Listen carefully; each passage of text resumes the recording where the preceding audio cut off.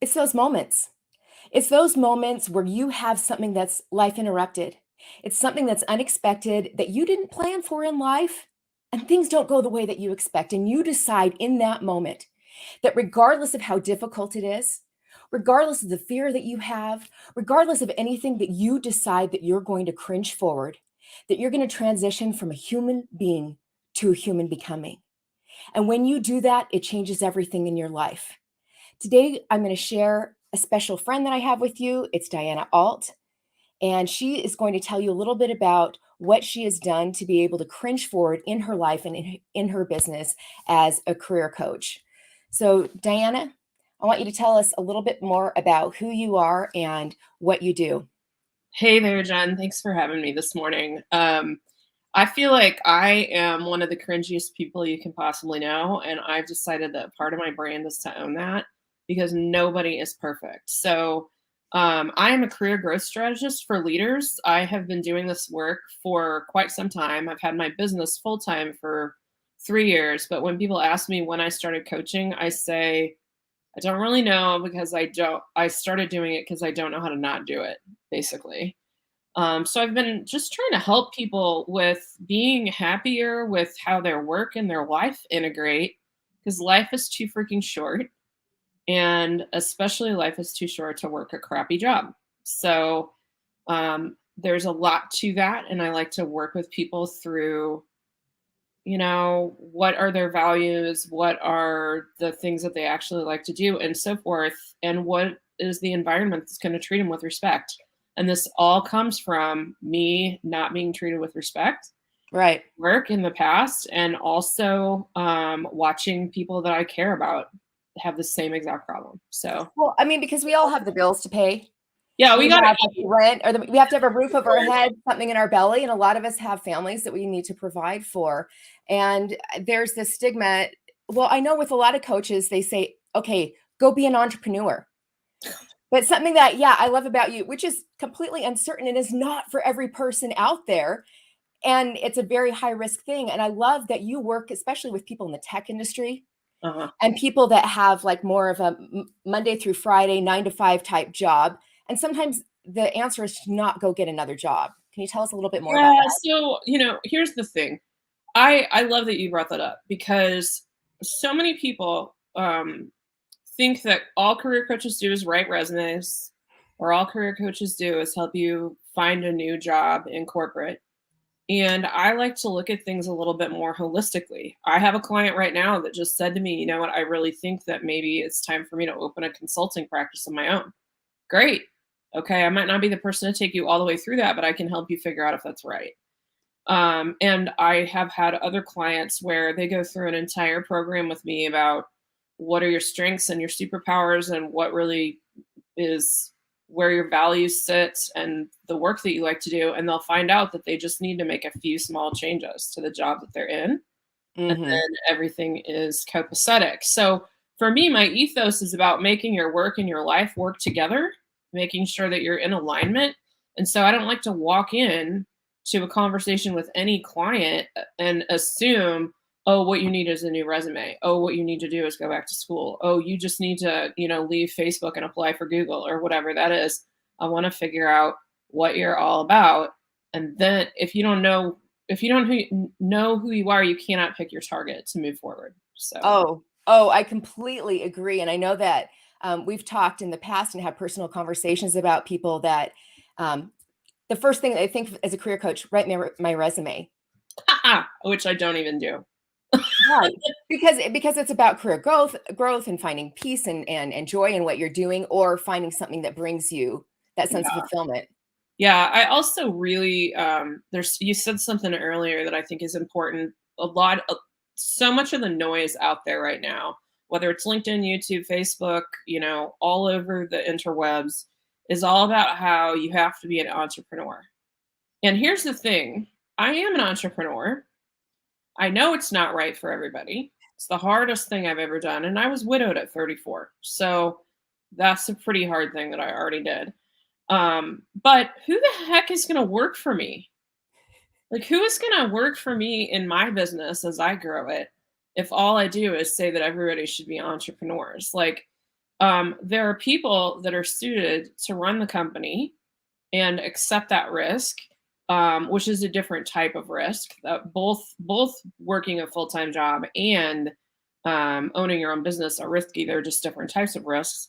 But if we don't have people that are interested in supporting an organization as an employee, we can't ever have any organizations that grow large and have huge impact. You just can't do it.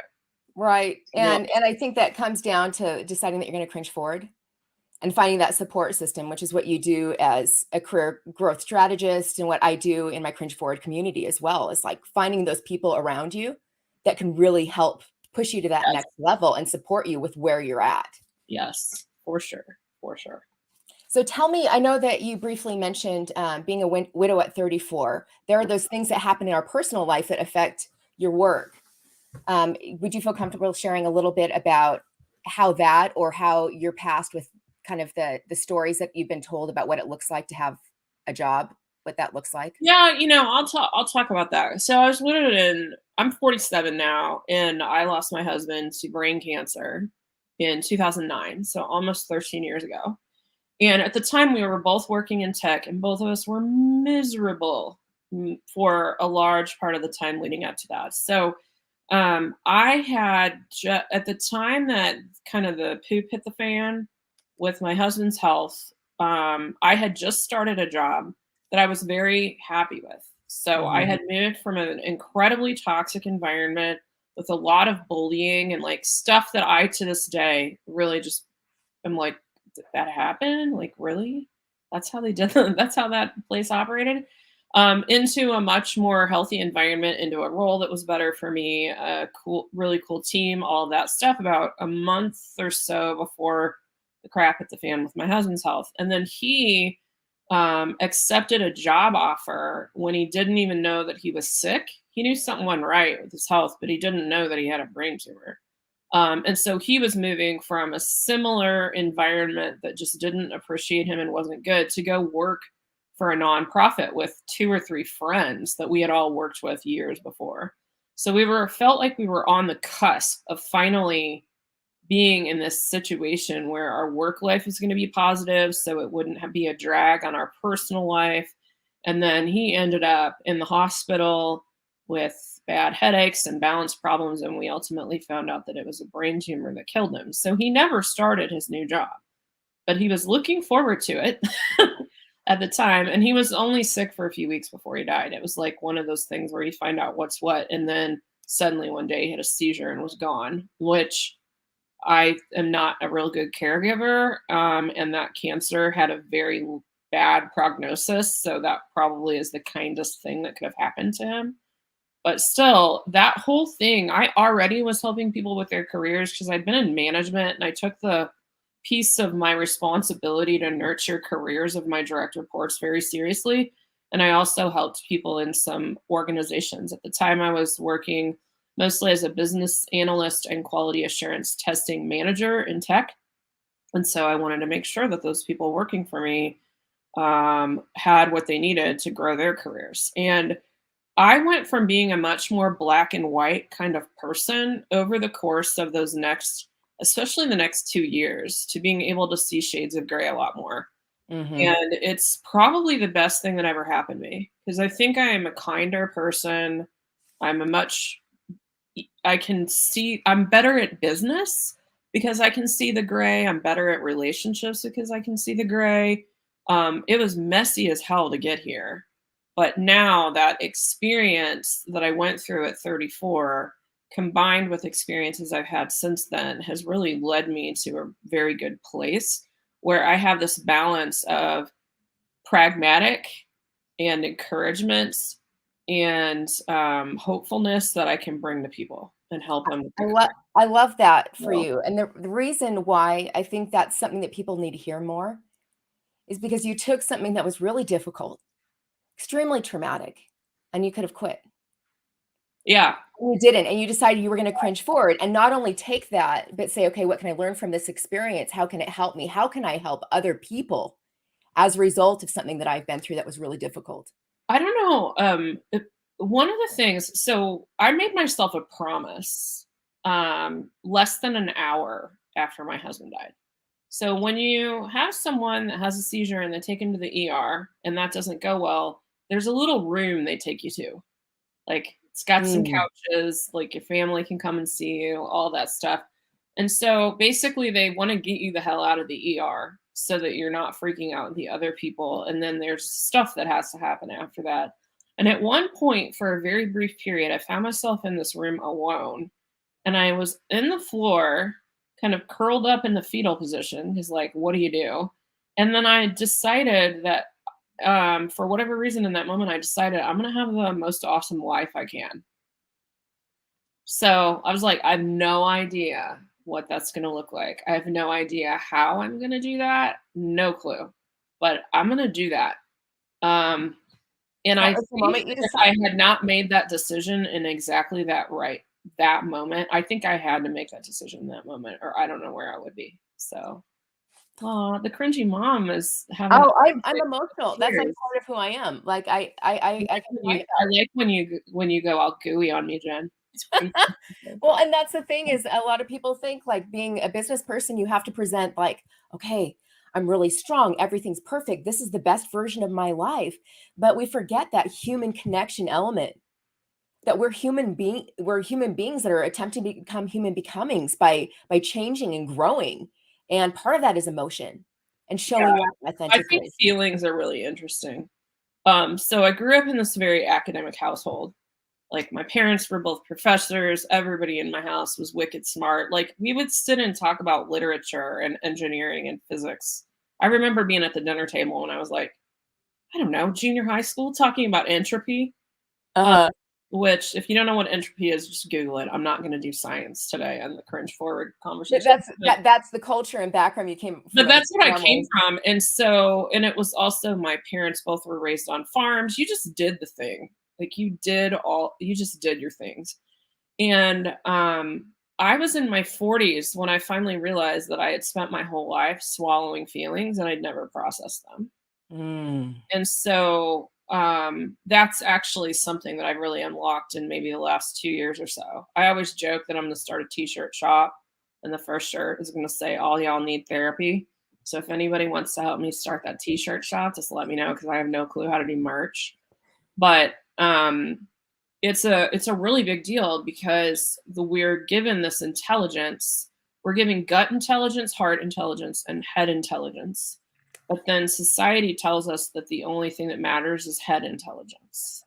And as a Mhm. result, we actually ignore a lot of things. So one of the things I bring to working with my clients is trying to get them to understand their head and their heart or sorry, their gut and their heart intelligence as well. The way my therapist explained it to me is he said, your gut intelligence is what you instinctively know to be right, and everything else is just justifying the decision that your body wants you to make. But if you do not know that, then what you will do is just try to do what everybody else says, or you'll try to do what data says instead of what your intuition says. Well, and there's always the opinions. Like, I know I was at a point where I had, like, 3 different coaches. I was in a mastermind group. I had another person that was saying things, a therapist, and then I had family members. And so there was so much noise and so Yeah, much pressure and all these other things. And I decided, I need to sit with, what does Jen Campbell know?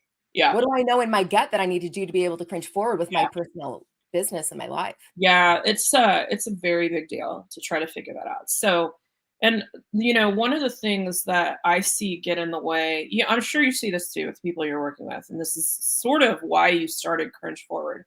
So there are a lot of messages all over society, but especially for people that are job searching. The first message is that you have no power. You have to do what everybody else wants you to do. You have to look great for everybody else. And the second thing is you have to be perfect. Mhm. And both of those things are false. And even in an environment where every other day we're hearing that some big tech companies started rescinding offers or, laying people off or whatever nonsense is going on, they there's still power. Like, no one can force you to take a job. No one can force you to stay in a job. is it hard to walk away? Is it hard to make a decision to start a search, or to, whether it's because your workplace is toxic or because you want to do something completely different? Hell yes, that's hard. Like, life has a lot of hard in it. It has a lot of good in it, but it has a lot of hard in it. But you don't have to be perfect to make that happen. What you have to do is be clear. And And that clarity is difficult. so what I see so often is people that are in something they don't like, trying to present themselves perfectly so that they can get another version of that thing that they don't like. Failing on all fronts, because people can tell when you're not really into what you're about to try to go do. Oh yeah, and they can tell when you're not being authentic too. You're not being authentic. This is not really your jam. You're not really into it. Instead of saying, I'm interested in something else. I am mostly qualified for it, or I'm working to being qualified for it, but this is the path that I'm going down, and being able to explain why. You might have to take some steps sideways in your career in order to pull that off, but would you rather get to the end of your career having tried or not? Right, because you don't want to look back. You know, a lot of people talk about looking back with regrets, or I woulda, shoulda, coulda, and it might be like the balance of what they have for spending more time on those things that they It's enjoy. the curse of busy, and it's the curse of perception. So most of the jobs, people that I know that are working really hard, actively looking for jobs, they are letting busyness get in the way of actually doing something that's meaningful. And I think I think That's busy huge. is the opiate of the masses, you know. Someone else, is it Nietzsche? I don't know. Someone said religion is the opiate of the masses. I think busy is the opiate of the masses. Oh, especially, I know Brené Brown talks about that and equating it to our worth, Yeah. and that busy doesn't necessarily equal, you know, what our value is. Yeah. And, you know, and I know you've talked, and she talks about being a recovering perfectionist herself. Yeah. And that I know has been a struggle for me. And I know we've talked about that too, that you have this image, and you talked about your family of origin, that a lot of times people associate their job title or their income with their value and worth. Can I just talk to you about, so yesterday I was on a different live stream. And I'll try to grab the link and maybe put it in the comments for yours, because it was a really good conversation with my friends Sam Swirsky and Lee Nyes, who Sam's like a remote work coach and a content creator, and Lee is also a career coach, and she's got a doctorate in education, if I remember correctly. But one of the questions that came up was about bridge jobs. So if you've been fired or you've been laid off, you know, what do? Do you try to go get the same exact job right away? Like, is it, what the hell do you do? What is your plan? Mhm. Which Mhm. depends a lot on both your social needs, because if you're an extrovert that gets laid off, you might not want to sit at home. You might want to have something else to do. And also your financial needs. Like, what is it that you require to eat and live indoors? And one of the questions that came up is like, well, what about retail? Like, a lot of people are really scared to go drive Uber or do retail because they think that that's beneath them. And I'm like, well, anybody who Mhm. thinks that driving Uber is beneath them just because they were the director of, you know, network infrastructure at a job that they just lost, you need to check yourself in all whole different ways. Like, is that gonna appear on your resume? Probably not. Are you too good You to, have a choice with whether or not it does. exactly. Are you too good to drive Uber? No human is too good to drive Uber. Right. So I don't want to Or do it. whatever the retail. I mean, I was a Starbucks manager for 8.5 years, and I can't tell you how many people that had master's degrees that came in and said, you know, I'm going to make coffee for a while, which I think is a beautiful thing. And it doesn't necessarily mean you're humbling yourself. It's appreciating that you have needs that you need to meet. Yeah, And I gotta sometimes eat. that other thing I is have a better. bigger vision, and sometimes in your bigger vision, you have to do something weird. I'm currently reading a book called How Starbucks Saved My Life, and I've just started it. I've not got very far in it, but the premise, the author was like a big shot marketing executive in Mhm. some sort of marketing and advertising agency, and he got laid off after the company got acquired because, of course, like the new people want to bring in their own leadership. Mhm. And so he consulted for a while, but it started not going very well. And somehow, like, he just ended up in a Starbucks getting coffee when they were having one of their job fairs for the area that he was in. And one of the managers looks at him while he's in line and is like, "Do you want a job at Starbucks?" And he's like, "Sure. Like, let's talk about that." So I think it's really interesting because this guy was a big shot. He was a creative director for an Right. advertising agency in a But it changed, his and own I bet you consulting found firm, more. and ended up working in the Starbucks. And I think there's a medical story in here. Haven't gotten far enough, but I get the sense that he was very excited about medical insurance for part-timers. So I think that's part of it. But you never know. And another story that I just told, we talked about on that live yesterday, was about a client of mine, highly accomplished project manager and product manager, who had taken a severance package with a large company maybe 6 weeks before COVID. So her Mm. plan was, I got almost a year of severance. I'm going to chill out. I'm like, figure out what I want to do. And then COVID hit. And she and I were working on a coaching basis, which is great. Like, that was actually fantastic. But she was this extreme extrovert. So the lockdown was killing her. And you know what she signed up to do? She worked for the census for a while. Oh, I did too. Did you do that too? I did, yeah. Well, I've always wanted to do that, and I was not in a position to do it this time, but someday I'm going to work the census. She took a part-time job with the county clerk's office. So she basically ran in her county a whole bunch of the stuff for absentee balloting, because it was more than just like the day of the elections. It was a Mhm. longer term thing. And so she did those until they were done, and then she wanted something else. And by then, everything's opened up. So she starts doing craft lessons at a craft shop a couple days a week. And then she worked at a bike shop. She was like one of the officers in the cycle club in her city. And she's like, "I'll go work in the bike shop. Like, I know about bikes. I ride all the time. We do all this stuff and organize it." And then when she was finally ready to really go and pursue her next professional job, she ended up getting a job at Trek. And the reason they interviewed her is because she had worked in that freaking bike shop. And because she had the hands-on experience, which Yeah, just and she proves that you said don't know it's your like her journey to end up dream where you need job. to She and be. her husband moved out of state in order to take that job because it was such a big deal. Best culture she's ever worked in. Dream job, marrying up her professional talents and a key interest. And if she would have thought she was too good for retail, she would never have gotten a job there. Oh, and there's a huge need.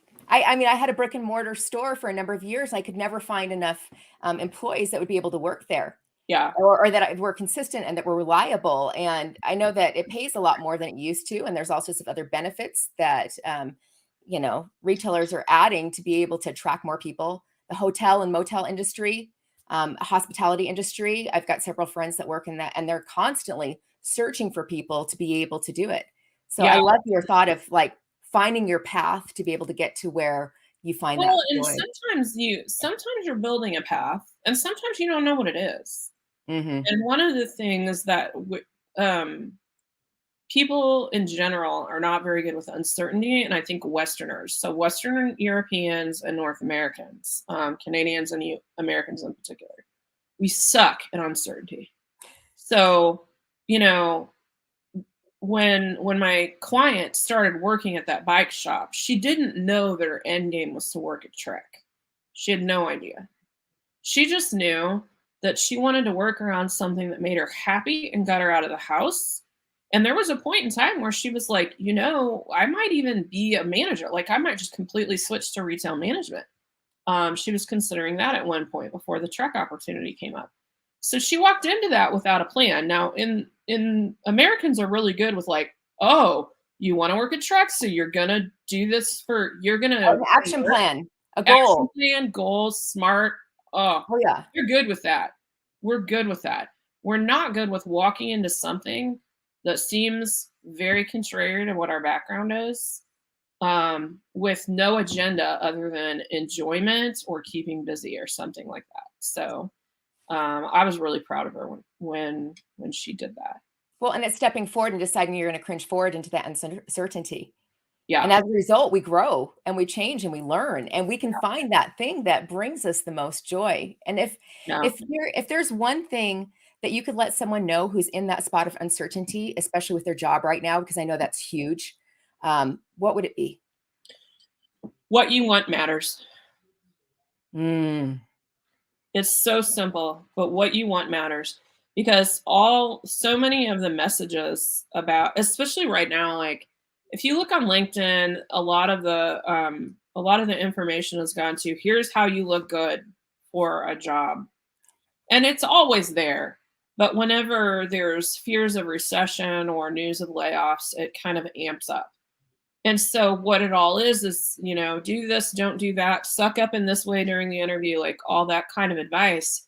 And what gets lost is assess what you want. So, for one thing that's really important is if you don't target what you actually want, if you don't come out and say to the universe, I want this kind of role in this kind of company making this kind of money, how can you ever craft a plan or a resume or a LinkedIn or anything that's going to take you there? It's like sitting there with your Garmin GPS and saying, take me on vacation without telling it where you want to go on vacation. Right. So, My idea of a great vacation is someplace warm because I live in a snow globe 8 months of the year. yeah, And exactly. you might live someplace that's tropical and you've never seen snow and you're like, oh my gosh, I want to go skiing. Right. And I'm like, no. Right. And so, but if you don't know where you're going, you cannot position yourself and you cannot pursue. And so this is where busy happens. So someone will be a project manager in healthcare IT that gets laid off. And so the automatic assumption is, well, I guess I better go look for another project manager position in healthcare IT. And hopefully I won't take a pay cut because of my layoff. Instead of saying, you know what, healthcare IT sort of sucks for me.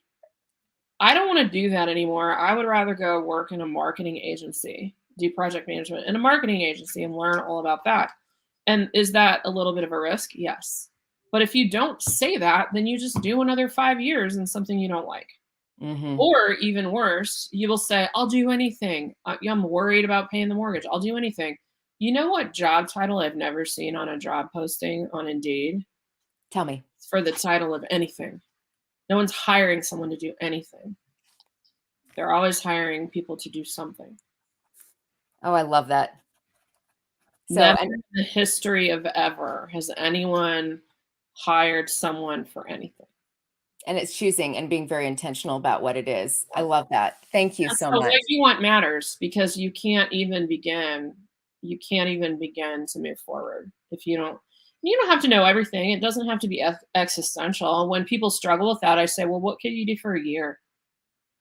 What can you do for the next 90 days to be able to figure out what you want to do next? What could you do for a year?